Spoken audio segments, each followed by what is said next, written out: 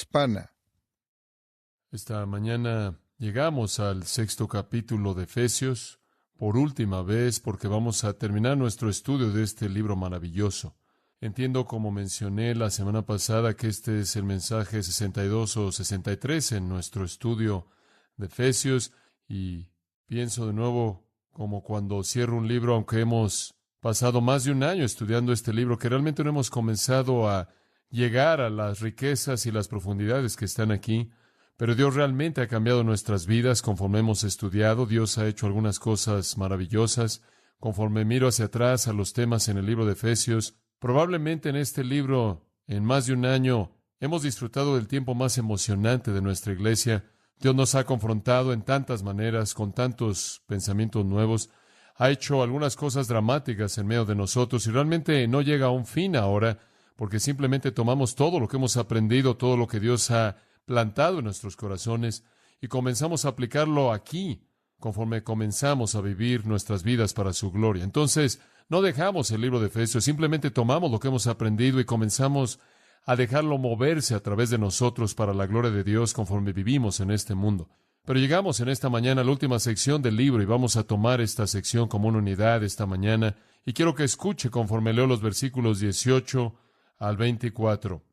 Orando en todo tiempo, con toda oración y súplica en el Espíritu, y velando en ello con toda perseverancia y súplica por todos los santos y por mí, a fin de que al abrir mi boca me sea dada palabra para dar a conocer con denuedo el misterio del Evangelio, por el cual soy embajador en cadenas, que con denuedo hable de él, como debo hablar, para que también vosotros sepáis mis asuntos y lo que hago.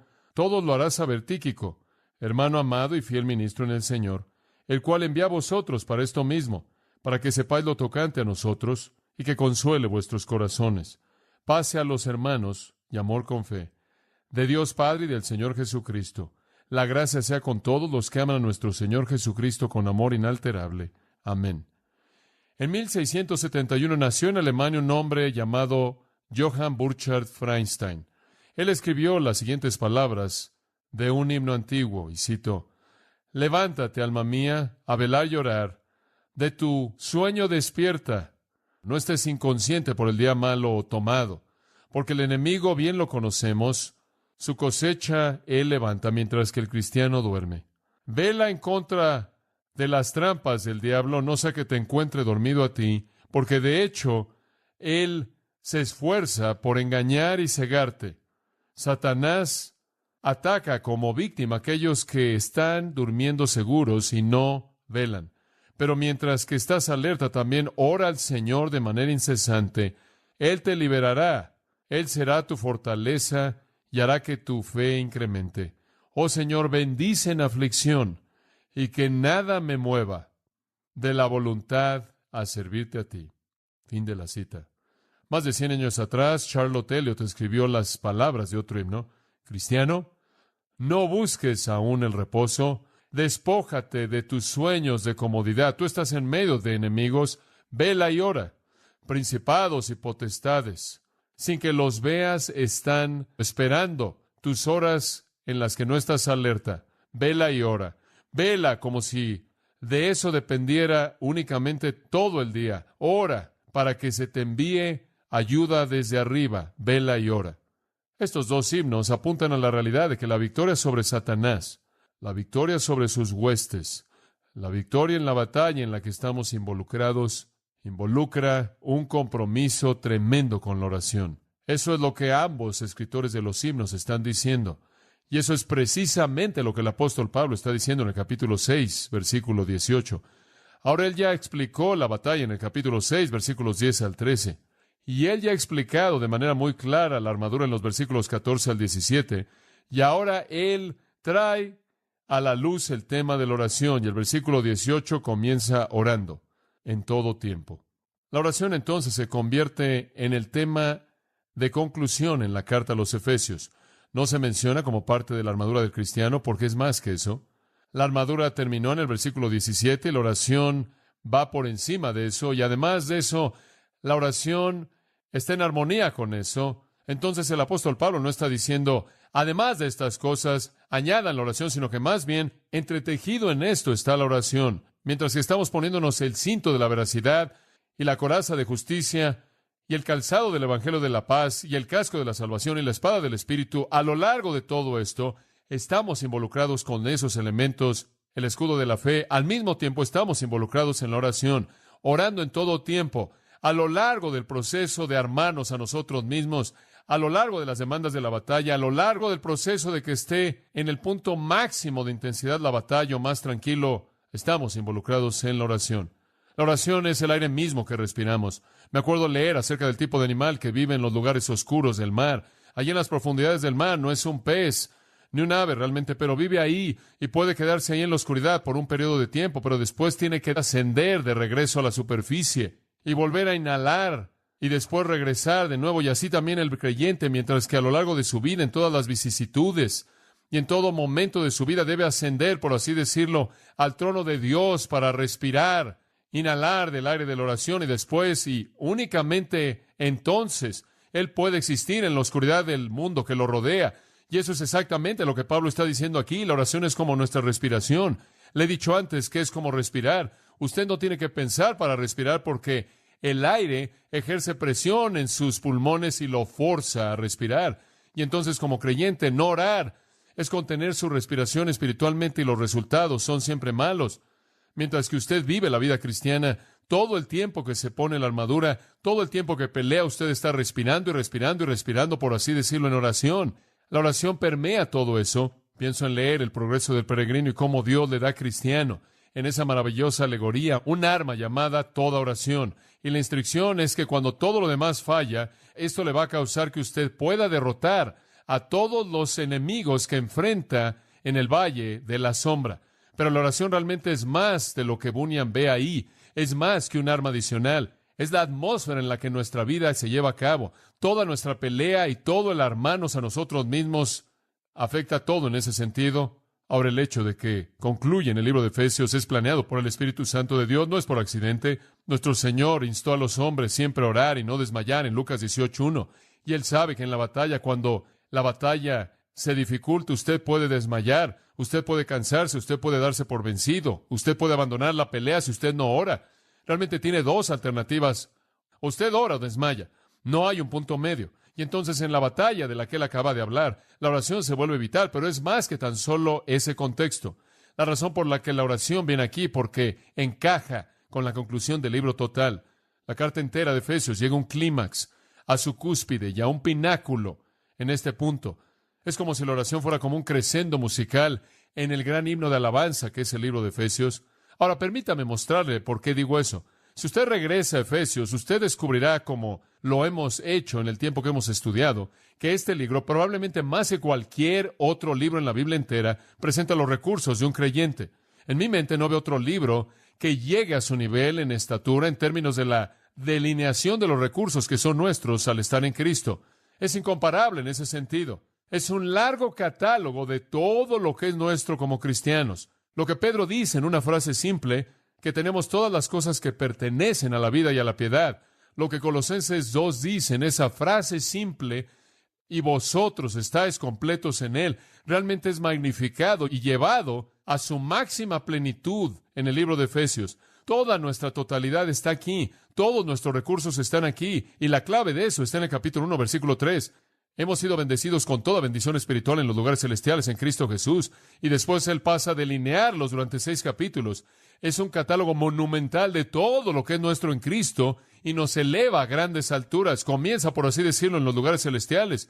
Comenzamos en las glorias, y nos quedamos ahí durante el libro entero hasta que finalmente llegamos al capítulo 6, 18, y Dios demanda que caigamos sobre nuestras rodillas, y la oración entonces se convierte en la clave, escuche esto, para apropiarnos de los recursos. Todos están ahí y todos son nuestros en Cristo, pero no podemos simplemente flotar en la gloria, por así decirlo. Tenemos que llegar a la realidad de estar en nuestras rodillas delante de Dios para que estas cosas puedan ser implementadas en nuestras vidas. Entonces el libro comienza en los lugares celestiales y termina en sus rodillas, conforme Pablo nos llama a orar. Ahora usted podrá pensar en un libro con recursos tan tremendos que la oración no será muy necesaria. ¿Para qué orar? Por ejemplo, escuche, según el capítulo 1, versículo 3, somos súper bendecidos. Según el capítulo 1, versículos 4 al 6, somos súper amados.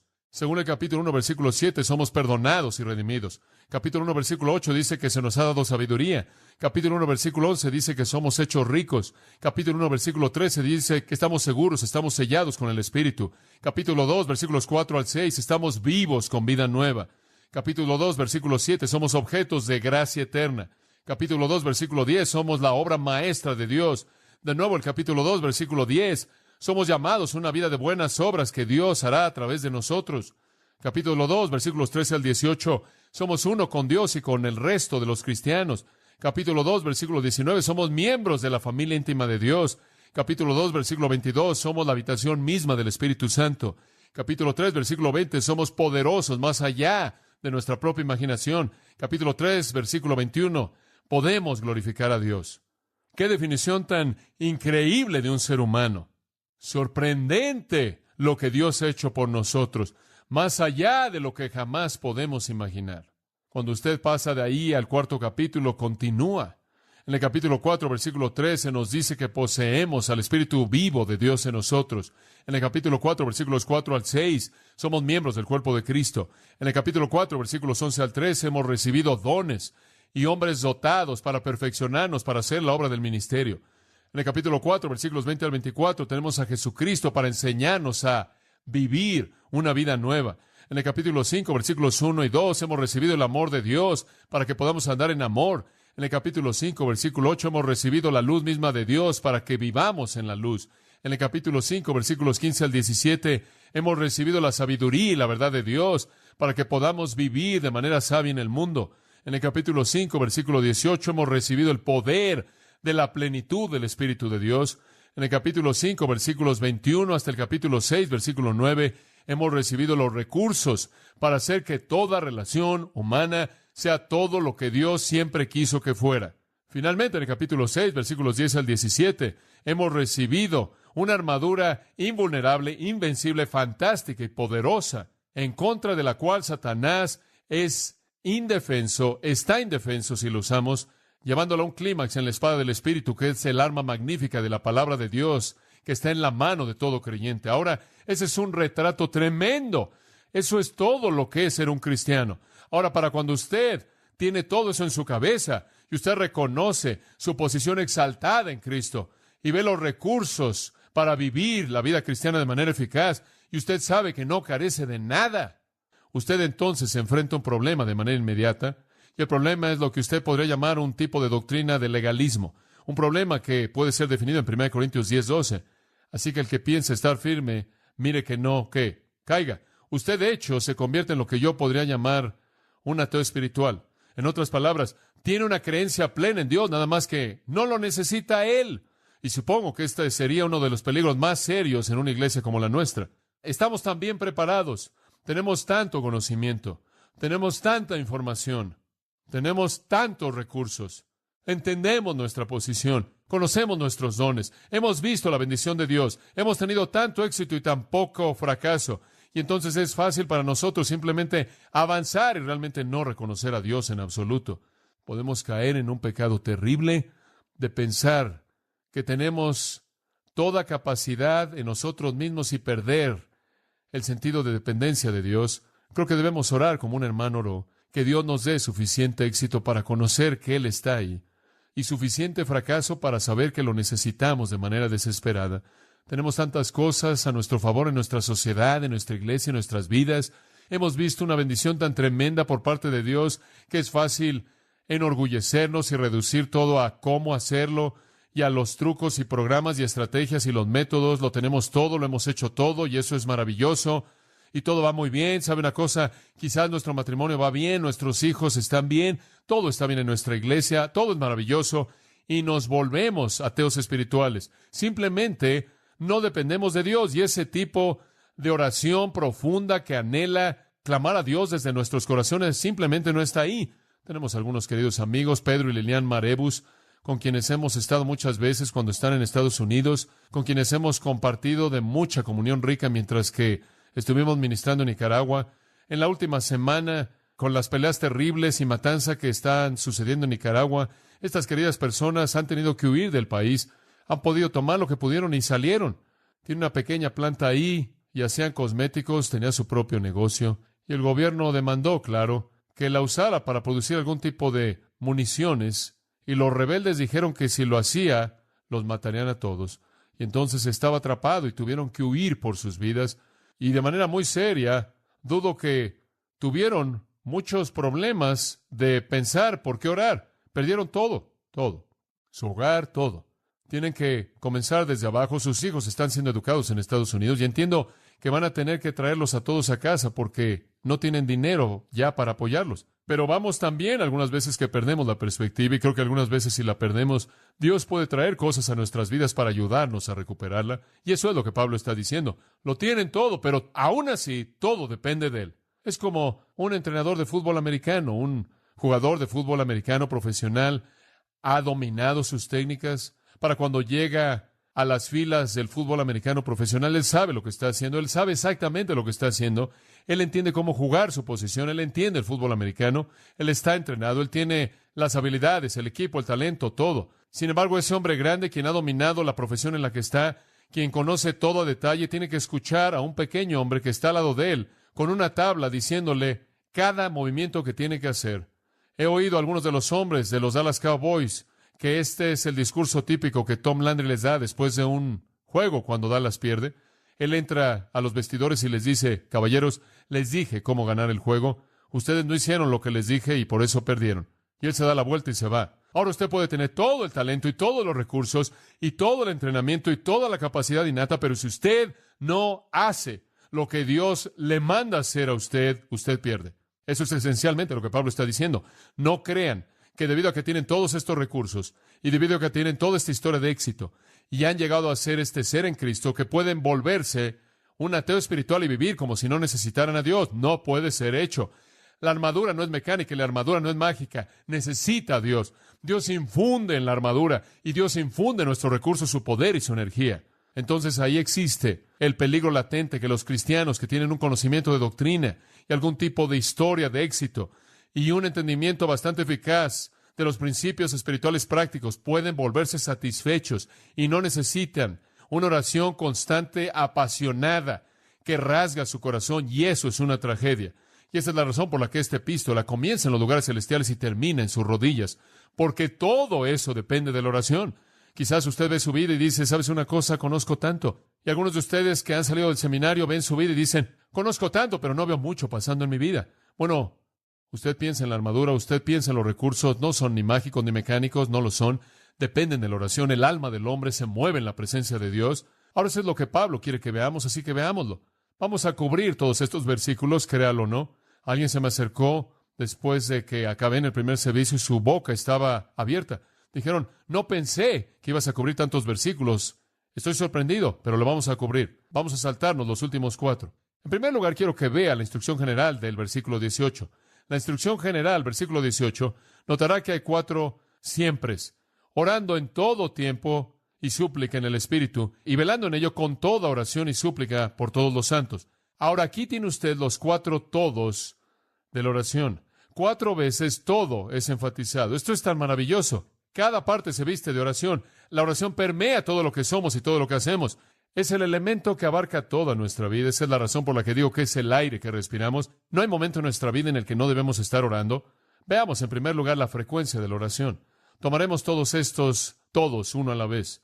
La frecuencia de la oración, versículo 18. Orando en todo tiempo. ¿Cuándo debemos orar? En todo tiempo. Ahora, algunos de ustedes han salido de trasfondos en donde oraban leyendo de un libro de oración o donde oraba usted en algún momento específico del día. ¿Sabe una cosa? El pueblo judío solía orar en ciertas ocasiones. Inclusive en el libro de los Hechos, cuando la iglesia, la primera iglesia se reunía para las oraciones, dice. ¿Realmente esto lo arrastraron de su judaísmo? Los tiempos establecidos del día para las oraciones. Pero el Nuevo Testamento, el Nuevo Pacto y el nacimiento de la iglesia trajo una nueva era. Y esto es que debe haber una característica constante en la oración. No debemos ya orar en momentos específicos del día.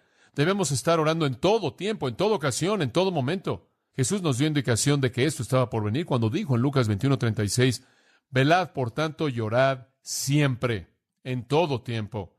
Y los apóstoles lo dijeron en Hechos 6:4, pero nosotros nos entregaremos a la oración. Nos entregaremos continuamente. no solo a esas oraciones prescritas, sino a toda oración. Se dijo de Cornelio en Hechos 10 que él era un hombre devoto y oraba a Dios siempre. En Romanos 12:12 dice, continúen siendo diligentes en la oración. En Colosenses 4:2, continúen en oración. En Filipenses 4:6, en toda oración y súplica. Y resumiéndolo en 1 Tesalonicenses 5:17, orad sin, ¿qué? Cesar.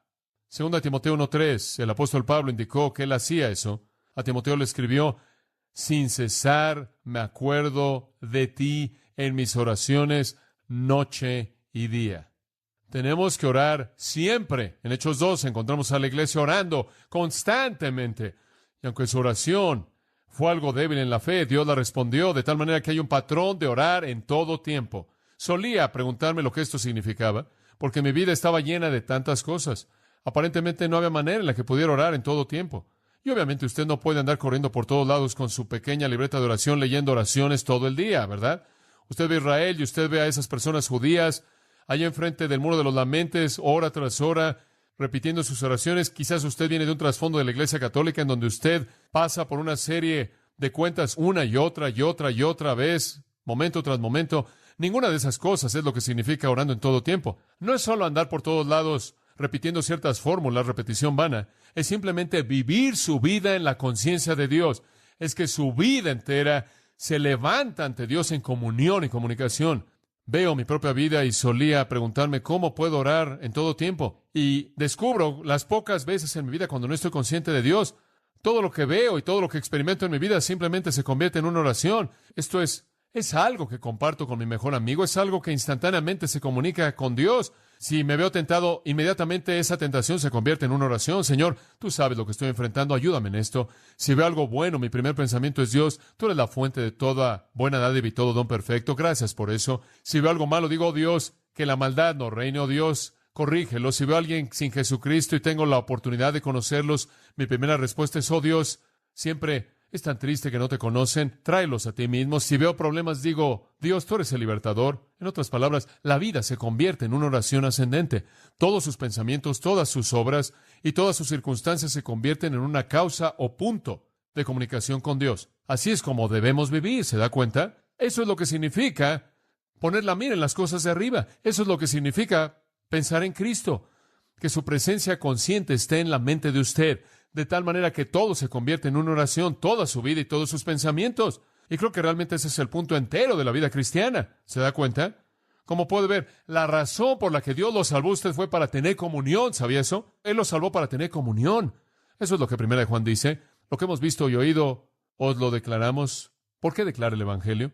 Para que tengáis comunión con nosotros, y nuestra comunión es con el Padre y con su Hijo Jesucristo. Dios lo salvó para tener comunión. Él quiere tener comunión y no hay una mayor expresión de comunión que la oración. Esto es cuando usted tiene comunión con Dios, y si usted ha sido salvo y no tiene comunión con Él, usted está negándole el propósito para el cual Él lo salvó a usted. Usted le está negando el propósito para el cual Él lo redimió. Usted fue salvo para entrar en comunión con Él, y entonces debemos orar continuamente. La palabra de raíz en Colosenses 4:2, continuar en la oración, es la raíz cartereo. Significa ser constante, ser continuo. Es usado de Moisés cuando dice que él soportó en Hebreos 11:27. El término es usado en su intensidad en Colosenses con una preposición añadida enfrente del mismo. Significa ser intenso, aguantar ahí en oración constante. La idea no es solo algún tipo de orar de vez en cuando al Señor, sino una vida entera de estar luchando, perseverando por asuntos profundos. Y sabe una cosa, es simplemente una manera de vivir cuando su corazón está abierto a Dios. La oración constante, fuerte, apasionada, persistente, valiente, aferrándose y sin dejarlo hasta que usted es bendecido. ¿Sabe cómo nuestro Señor da dos ilustraciones en Lucas 11 y Lucas 18? Él habla en una parte del juez injusto y la mujer que seguía viniendo y rogando y rogando y rogando, y finalmente el juez injusto hizo lo que ella quería. Y el Señor está diciendo, si un juez injusto le va a dar algo a una mujer persistente, ¿qué creen que un Dios justo le dará a sus propios hijos si persisten? Y más adelante se acuerda del hombre que toca y toca y toca en la puerta, y el hombre dice, esta tienda está cerrada, vete a dormir, estoy en la cama con mi esposa y mis hijos, no voy a salir. Y él toca y toca y toca, y finalmente el hombre dice, muy bien, y le da al hombre pan. Lo que Jesús está diciendo es que si un hombre que está durmiendo, que está ya metido en la cama, va a venir y le va a dar pan a alguien que está tocando a su puerta, ¿qué creen que un padre amoroso le dará a su hijo que tiene necesidad? Y el punto en ambas es que siguieron persistiendo y recibieron lo que quisieron, y Dios está diciendo, si eres persistente y fiel en tus oraciones y oras de manera inoportuna, Él oirá y responderá, y entonces la vida debe ser un ejercicio constante de oración. Oh, amados, pueden conocer tanto y nunca pensar en Dios. En lo único en lo que piensan es en las cosas que han aprendido, y el propósito entero de lo que han aprendido es acercarlo a la presencia de Dios. Veremos más de eso en un minuto. En primer lugar, entonces, la frecuencia de la oración en todo tiempo. Siempre. Lo que usted ve en la vida asciende a Dios en una oración, porque la comunión está tan abierta. En segundo lugar, no solo vemos la frecuencia de la oración, sino que el segundo todo nos muestra la variedad de la oración. Orando en todo tiempo, con toda oración y súplica. Toda oración y súplica. La palabra oración, una palabra simple, de manera general, simplemente significa peticiones. Proseuche, oración en general, conversación. La palabra súplica, si significa un específico. Entonces, ahí está el área general de oración. Oramos de manera más general, oramos de manera específica. Pero noten que estamos en toda oración y súplica. Debemos estar orando en todo tiempo. ¿Qué significa el toda oración y súplica? Simplemente todo tipo de cosas. Eso es todo. Ahí hay diferentes maneras de orar. Algunas personas creen que la única manera en la que usted ora es de rodillas. Algunas personas creen que la única manera en la que puede orar es con sus manos levantadas.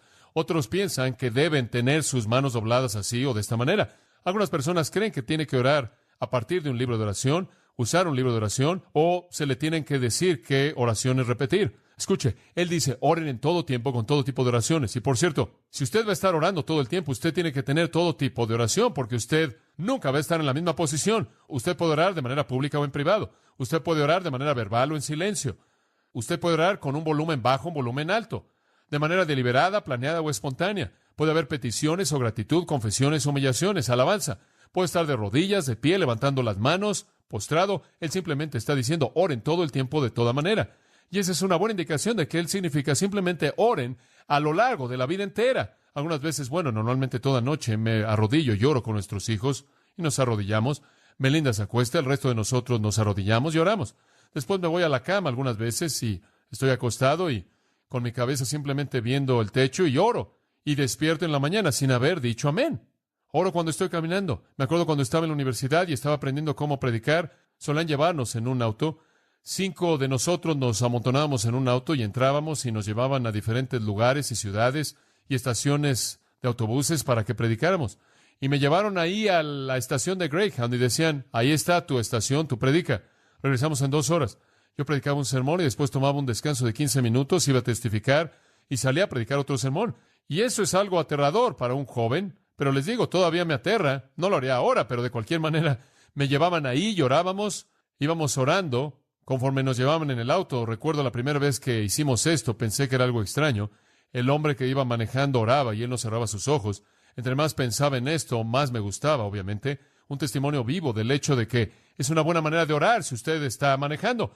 Pero usted puede orar mientras maneja un auto. De hecho, Bill Glotterman me dijo esta mañana que su esposa siempre puede saber cuando está orando, cuando maneja, porque él reduce la velocidad más y más y más, y entre más se acerca a Dios, más sensible se vuelve al límite de velocidad. Pero usted puede orar en todo tiempo y en toda circunstancia y en cualquier situación en la que esté, y eso es exactamente lo que Pablo está diciendo. Nunca, habiendo considerado todos los recursos infinitos que son suyos en Cristo, piense ni por un momento de que usted no depende en todo momento del poder de Dios, porque depende de Él. Que todo se convierte en oración. Y entonces Pablo le dice a Timoteo en 1 Timoteo 2:8, quiero que los hombres oren en todo lugar. Si usted estudia las oraciones de la Biblia, usted descubrirá que hay todo tipo de oraciones y todo tipo de posiciones y en todo tipo de momento. Es un estilo de vida. Un soldado está orando en todo momento, de tal manera que lo que él enfrenta en la batalla, inclusive si es un ataque sorpresa, él está listo. Él tiene un tipo de vida que está totalmente abierto a Dios. Escuche, me acuerdo que asistí a una conferencia de pastores con algunos de los pastores de la iglesia, y un hombre se puso de pie y predicó del hecho de que debemos orar en la mañana. Y digo, él predicó, debemos orar en la mañana. Y él fue a todo pasaje, como yo lo hice esta mañana, Salmo 63, de mañana te buscaré, oh Dios. Y él habló de los hombres que oraban en la mañana, y aquí estaban en la mañana, y debemos orar en la mañana. Fue un gran sermón. Y mientras que él estuvo predicando, estuve buscando todas las escrituras que hablaban de orar en la noche y en la tarde y demás. Digo, él tenía un buen punto. Debemos orar en la mañana, pero no a expensas de cualquier otro momento. Inclusive el Salmo 55:17 dice, de noche, de mañana y en la tarde oraré. Y Daniel oró 3 veces al día. Y Jesús, Lucas 6:12 dice, él siguió toda la noche en oración. Y 1 Timoteo 5:5 dice que las viudas oran noche y día. Es un estilo de vida.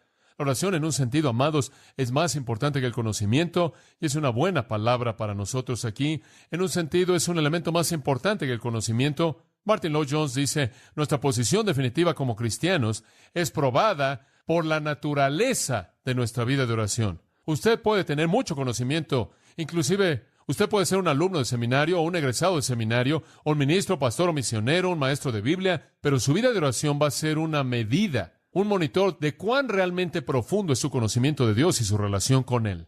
¿Por qué digo eso? Por esta razón, escuche. La teología, escuche, en últimas, es el conocimiento de Dios, ¿verdad?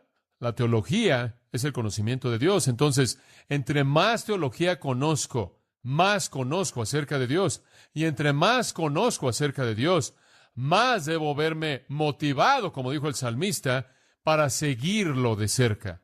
Y si yo digo que tengo todo este conocimiento, pero no me veo motivado a estar en su presencia todas mis horas conscientes, entonces es cuestionable el efecto que ese conocimiento ha tenido en mi vida. A fin de conocerte, el único Dios verdadero, y a Jesucristo, a quien tú has enviado, a quien yo estudio. Es que yo quiero aprender la palabra para que pueda conocer a Dios, y entre más lo conozco, más quiero estar en su presencia. Y si usted conoce todo eso, pero usted no tiene hambre y sed de estar en su presencia, y su vida no es una comunicación abierta con Él en todo momento consciente, entonces es cuestionable que su teología ha tenido el efecto apropiado. Vemos entonces que debemos orar en todo tiempo, con todo tipo de oración, conforme nuestras vidas están abiertas a Dios. Como dije, Él quiere que lo conozcamos porque la comunión es el resultado final. ¿Tiene esa comunión usted? ¿Es su vida una oración constante? ¡Oh, qué cosa tan purificadora es esa! En tercer lugar, no solo vemos la frecuencia de la oración y el tipo de oración y la variedad de la oración, sino también la manera de la oración en tercer lugar. Él dice, velando en todo tiempo con toda perseverancia y súplica. En otras palabras, debemos velar con toda perseverancia. Y de nuevo usted ve la idea de perseverancia, de ser fiel, de aguantar, de continuar, perseverar, orando continuamente mientras que está velando. La oración es estar alerta ante los asuntos, alerta a lo que está pasando. Jesús dijo, velad y orad muchas veces. 1 Pedro 4:7, velad y orad. Usted no puede orar apropiadamente a menos de que vea lo que está pasando. Cuando usted llega al punto en donde su corazón está lleno de oración, será porque usted ve tantas cosas que están pasando. Estaba orando inclusive con mi esposa anoche. Estábamos hablando del hecho de que hoy día es difícil orar, no porque usted no sabe por qué orar, sino porque hay tantas cosas con las que estamos siendo inundados. ¿Sabe una cosa? Vivimos en un día de comunicación tremenda. Recibo correo de radioescuchas, personas que escuchan cintas, personas en el campo misionero de todos lados. La iglesia es tan grande, hay tantas necesidades. La hoja de oración que sale el miércoles por la noche simplemente inunda mi mente. Hay tantas cosas que algunas veces simplemente digo, Señor Dios, ni siquiera sé qué decirte fuera de que leas la lista de oración. Digo, solía tener una lista de oración y escribir las cosas y simplemente se volvió algo monstruoso. Todavía lo hago, pero simplemente es monstruoso. Ni siquiera puedo comenzar. Escuchen, si orara sin cesar, no podría orar por todas las cosas que están en mi corazón. Pero tengo que seguir velando y tengo que estar alerta para que pueda ver las cosas que son necesarias. Quiero orar de manera específica porque Dios entonces responde de manera específica. Y después le voy a dar a Él gloria específica. Eso es Juan 14:13 y 14. Todo lo que pidierais en mi nombre lo haré para que el Padre sea glorificado. Como puede ver, Dios responde a la oración para desplegar su poder. Si usted no ora de manera específica, Él no puede desplegarse a sí mismo. Les conté una vez acerca de Marcy. Ella solía orar cuando era pequeña, Dios bendice al mundo entero. Y siempre le decía, Marcy, no puedes orar así. Dios no puede hacer eso. Él no puede hacer, ¡pam! Mundo, ¿te sientes mejor? Eso es demasiado grande. Necesitas orar de manera específica. Y nuestros hijos se han adaptado a eso y ahora oramos de manera específica. Y Dios responde de manera específica y le damos la gloria. Velen, estén alertas. ¿Sabe lo que está pasando con la gente que le rodea? Por cierto, el término velad nos dice un poco también de que debemos estar viendo hacia afuera en lugar de estar viendo hacia adentro. Conocemos nuestros propios problemas. Ahí no es donde tenemos que pasar nuestro tiempo en oración.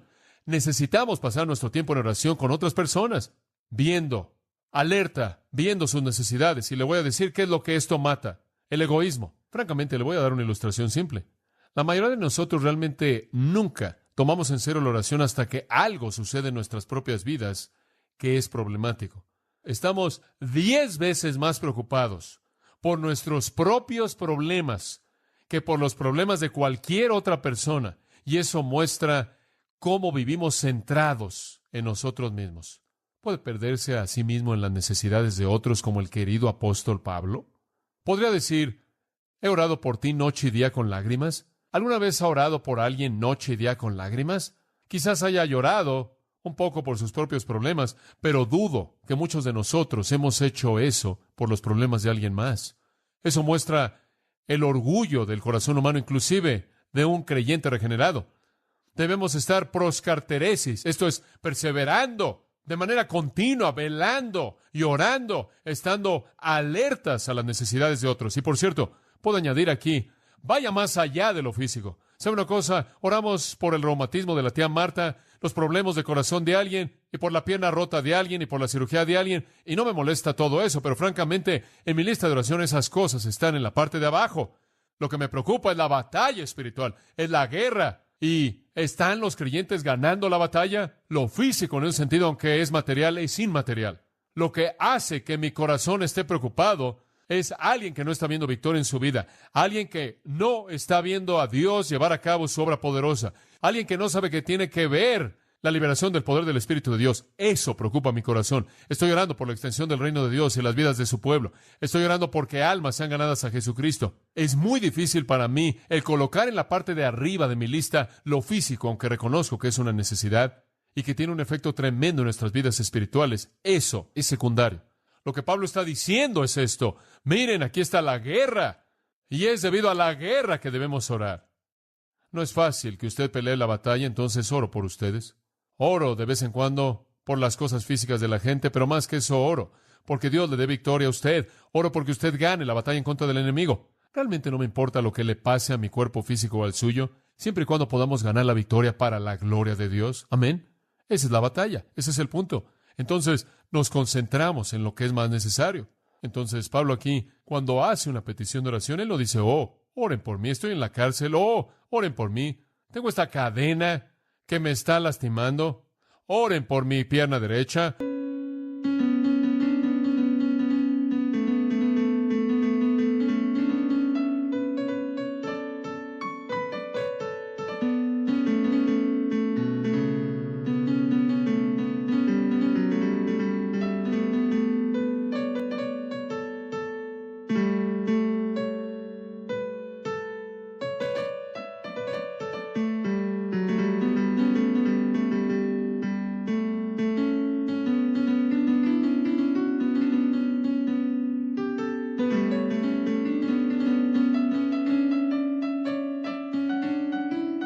No, lo que él dice es, oren, porque se me dé valentía, para que me sea dada palabra, para hablar el misterio del Evangelio. En otras palabras, oren por mí para que cuando Satanás me tiente a cerrar mi boca, yo gane sobre la tentación y hable el Evangelio. Oren porque gane la batalla. Oh, amados, tenemos que estar involucrados en súplica, unos por otros, de manera persistente, mientras que velamos y vemos cuáles son las necesidades. ¿Realmente conoce las necesidades de la gente que lo rodea a usted? ¿Conoce las necesidades espirituales de su cónyuge, de sus hijos, de sus amigos, de sus vecinos, de la gente en su estudio bíblico, de la gente que usted conoce? ¿Realmente ora por ellos conforme ellos pelean la batalla? Algunas veces lo único que hacemos es orar cuando viene el desastre, y quizás un poco de oración preventiva podría haber ayudado. Entonces vemos la frecuencia de la oración en todo tiempo, la variedad de la oración, con toda oración y súplica, la cuestión de la oración, velando con toda perseverancia, y finalmente los objetos indirectos de la oración, orando en todo tiempo por todos los santos. Dice al final del versículo 18. A esto ha llevado nuestro último punto, debemos orar unos por otros. ¿Sabe una cosa? No nos dice que oremos por nosotros mismos, esa no es la prioridad. Simplemente tengo un compromiso personal en mi propia vida y no quiero imponerlo en nadie, pero no oro por mí mismo. Difícilmente puedo orar por todas las cosas que son necesarias y nunca he encontrado la necesidad de orar por mí. Reconozco que tengo necesidades y le pido al Señor por cosas pecaminosas y confieso cosas en mi vida, pero concentrarme en mí, Mejor me concentro en ser obediente en este punto. Confío en las Escrituras y oro por otros en lugar de orar por mí mismo. Soy cubierto porque otros oran por mí. Oh, es tan maravilloso cuando oramos por otros. Conocí a un hombre una vez, él dijo, ¿sabes una cosa? Tu ministerio me ha bendecido. Voy a orar por ti durante 6 meses. Pensé que eso fue simpático. ¿Qué tengo que hacer para que hubiera orado por mí durante 1 año? Pero después, conforme pensar en eso, pensé, bueno, ese es un compromiso que él ha hecho. Que Dios bendiga su corazón por ese compromiso. Él va a orar por mí y yo voy a orar por él, porque durante esos 6 meses que supe que él estaba orando por mí, sentí la responsabilidad de orar por él, porque si algo le pasaba a él dejaba de orar por mí. ¿Se da cuenta? Entonces, así es como el cuerpo crece en amor. Así es como nos volvemos uno, cuando no tenemos que esperar nuestros problemas para orar, sino cuando estamos perdidos en las necesidades de otros. Entonces, aprendemos a orar al orar por otros. Esta es la vida de oración del cuerpo. El apóstol Pablo lo ilustra también. Él siempre oró por el resto de la gente. 1 Samuel 12:23, que Dios me guarde que deba pecar contra Jehová al dejar de orar por vosotros. No se preocupe por usted. Usted ore por alguien más.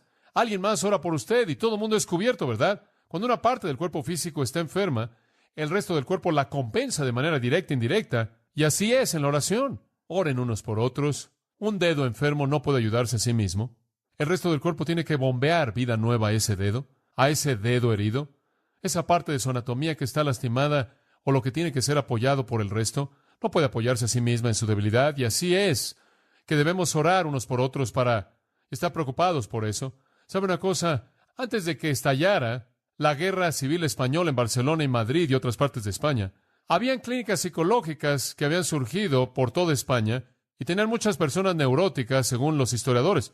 Y todos estos neuróticos estaban recibiendo una serie de tratamientos para su neurosis. Eran atendidos de manera regular por los psiquiatras y demás. Y había mucha gente que recibía consulta. Este historiador dijo, de manera interesante, que hicieron un estudio psicológico y sociológico de los efectos de la Guerra Civil Española, y todas esas personas que tenían problemas personales y preocupaciones y ansiedades y tentaciones, y estaban involucrados en psiquiatría y psicoanálisis y todo esto, tan pronto como la Guerra Civil vino, uno de los primeros efectos más impactantes de la guerra es que virtualmente vació todas las clínicas psicológicas y psiquiátricas en España. ¡Qué interesante! Un escritor dijo que estas personas neuróticas repentinamente fueron curadas por una ansiedad mayor, la ansiedad por su vida entera. Fuera que sus hogares todavía estuvieran ahí, fuera que sus maridos todavía estuvieran vivos, fuera que sus hijos fueran matados, sus ansiedades mayores se deshicieron de las menores. Al tener que prestarle atención al problema mayor, olvidaron sus propios problemas menores. ¿Quiere ser una persona saludable? Entonces, piérdase a sí mismo en las cosas reales que importan, las batallas espirituales de otras personas. Piérdase a sí mismo en una oración consumidora por el reino de Dios y no tendrá problemas con su ansiedad insignificante. Entiendo que lo mismo pasó en Gran Bretaña durante la Segunda Guerra Mundial. Un temor mayor expulsó a un temor menor. Creo que es necesario para nosotros aprender eso. Una de las razones por las que tenemos una sociedad tan enferma, llena de gente que es un manojo de nervios, gente que anda por todos lados con todo tipo de dolores psicoinducidos y problemas, es simplemente porque estamos tan centrados en nosotros mismos. Realmente yo me considero como una persona algo paciente. Uso el algo simplemente porque algunas personas no estarán de acuerdo con él.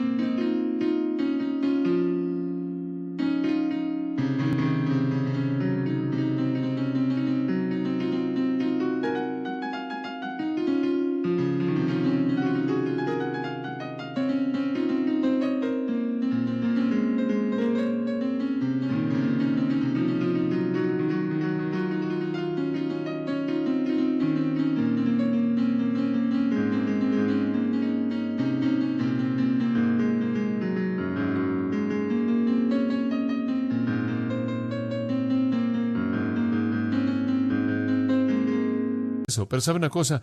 Una de las cosas que es difícil tolerar para mí son personas que simplemente están totalmente consumidas con sus propios problemas, porque es una manifestación tan clara de estar centrados en sí mismos. Pero eso es opuesto al concepto de la vida cristiana.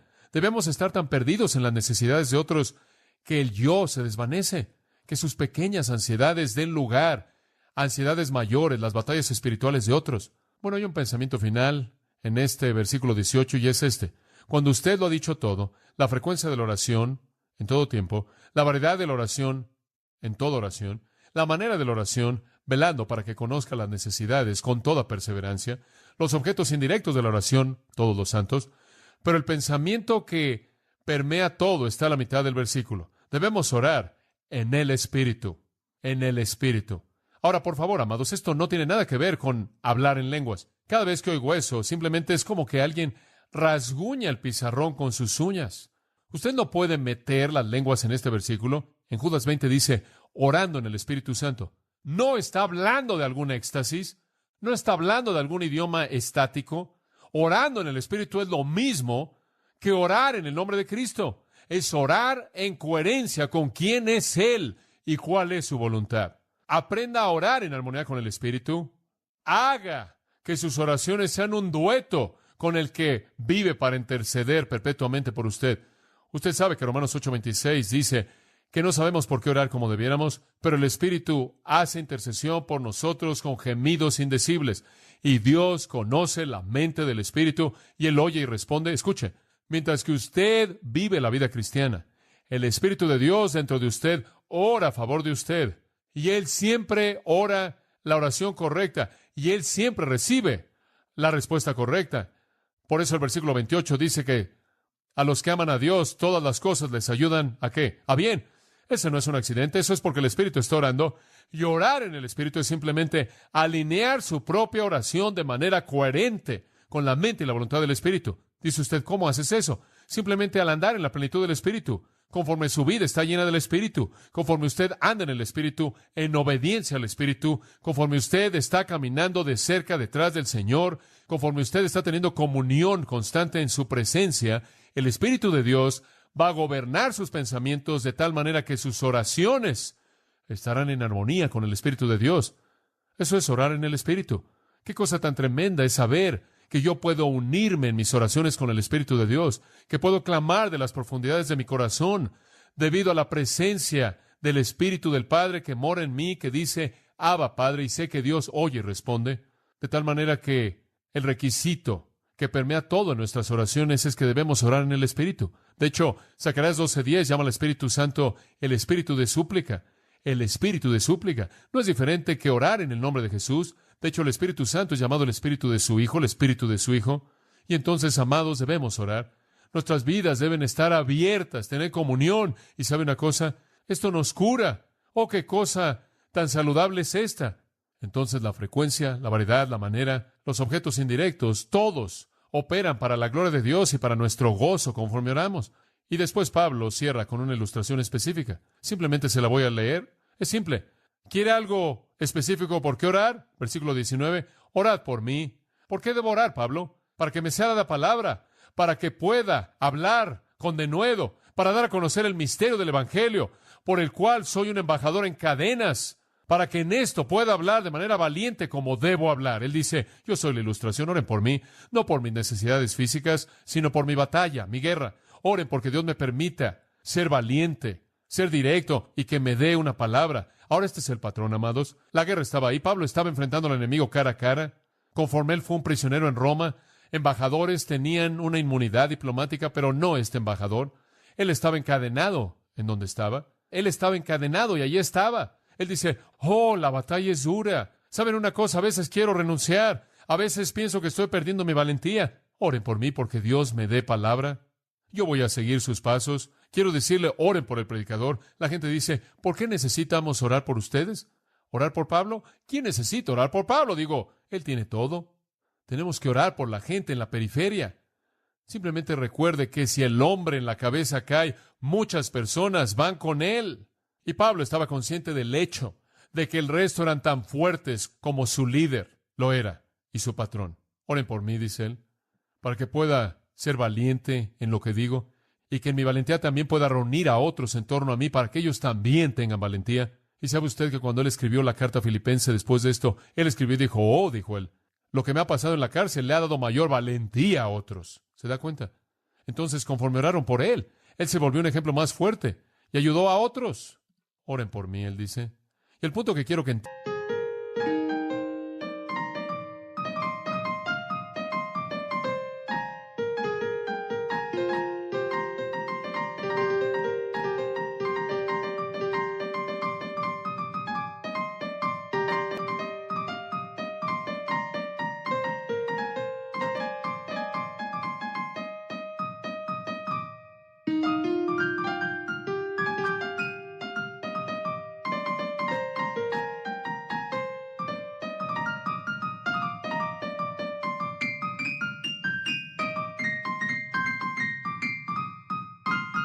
es que Él quería que oraran porque una batalla espiritual fuera ganada, para que Él no perdiera valentía y su denuedo.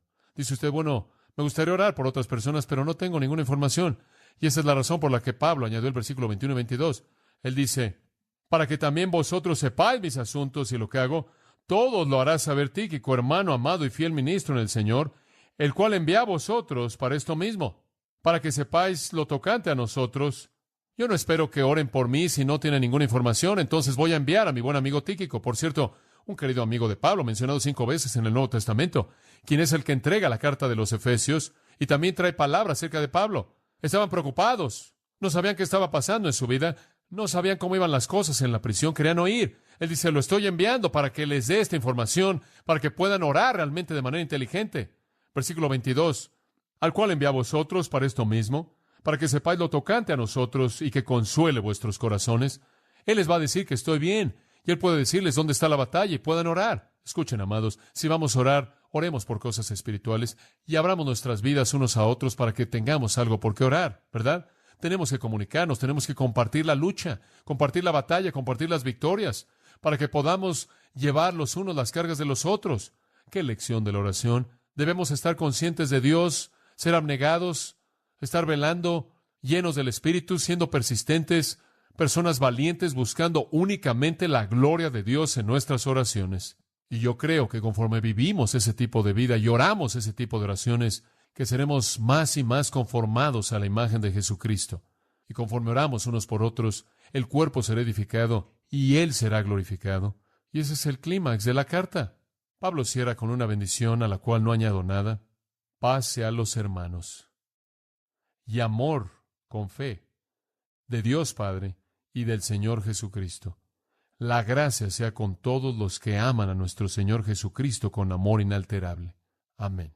Oremos. Un santo de Dios hace muchos años atrás oró de esta manera. Quiero hacerla nuestra oración esta mañana. Oh Señor, en la oración llego al mundo eterno y en ese océano amplio mi alma triunfa sobre todos los males en las costas de la mortalidad. El tiempo, con sus recreaciones y decepciones crueles, nunca parece ser tan inconsiderado como en ese entonces. En la oración, oh Dios, me veo a mí mismo como nada. Hallo que mi corazón te busca a ti con intensidad y con una sed profunda por vivir contigo. Benditos sean los vientos fuertes del Espíritu que aceleran mi camino a la Nueva Jerusalén. En la oración todas las cosas aquí abajo se desvanecen y nada parece importante más que la santidad de corazón y la salvación de otros. En la oración todas mis preocupaciones mundanas y temores y ansiedades desaparecen y son tan pequeñas en tamaño como una nube de viento. En la oración, mi alma exalta internamente con pensamientos de lo que tú estás haciendo por tu iglesia y anhelo que tú tengas un mayor nombre de los pecadores regresando a ti. En la oración, soy elevado por encima de los disgustos y adulaciones de la vida para probar los gozos celestiales. Entrando al mundo eterno, puedo entregarme a mí mismo a ti con todo mi corazón para siempre. En la oración, puedo colocar todas mis preocupaciones en tus manos para que estén de manera total a tu disposición sin tener voluntad o interés propio. En la oración puedo interceder por mis amigos, ministros, pecadores, la iglesia, tu reino, con la mayor libertad, la esperanza más brillante, como un hijo a su padre y como un amante con su amado. Y entonces, oh Dios, ayúdame a orar siempre y a nunca cesar. Padre, añado a esa oración la mía, que seamos personas de oración, nunca satisfechos con nosotros mismos, nunca arrogantes, sabiendo que todo nuestro conocimiento y todo el registro pasado de tu bendición no debe llevarnos más que a la plenitud de comunión que viene cuando nuestra vida es comunicación abierta contigo. Oh, que sigamos de cerca tus pasos, que vivamos como si nuestra vida misma fuera ofrecida como una oración. Y te damos gracias en el nombre de Cristo por un propósito como este. Amén.